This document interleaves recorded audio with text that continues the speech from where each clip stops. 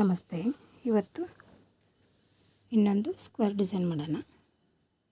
ನಮಗೆ ಗೊತ್ತಾಗಲ್ಲ ಅಂದರೆ ಈ ಥರ ಬೆರಳಿನ ಸಹಾಯ ತೊಗೋಬೋದು, ಇಲ್ಲಾಂದರೆ ಹಾಗೆ ಸ್ಕ್ವೇರ್ ಮಾಡ್ಬೋದು. ಕರೆಕ್ಟಾಗಿ ಸ್ಕ್ವೇರ್ ಇರಬೇಕು.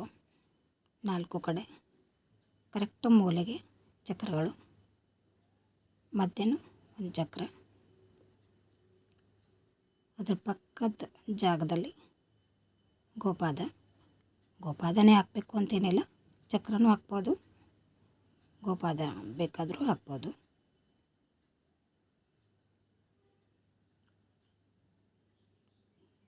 ಅದರ ಮಧ್ಯೆ ಇನ್ನೊಂದು ಸ್ಕ್ವೇರು,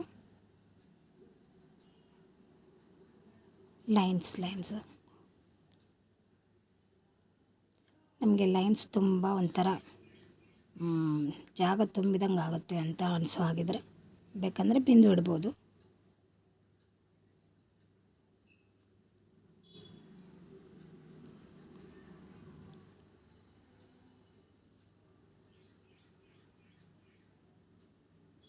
ಮಧ್ಯದಲ್ಲಿ ಚಕ್ರ,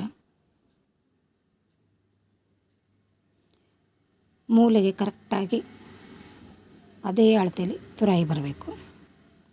ಡಬಲ್ ತುರಾಯಿ ಮಾಡಿದರೂ ಚೆನ್ನಾಗಿರುತ್ತೆ, ಈಗ ಸಿಂಗಲ್ ತುರಾಯಿ ಮಾಡಿದ್ರೂ ಚೆನ್ನಾಗಿರುತ್ತೆ. ಸಿಂಗಲ್ ತುರಾಯಿ ಮಾಡಿದರೆ ಸೆಂಟ್ರಿಂದ ಹೋಗಬೇಕು.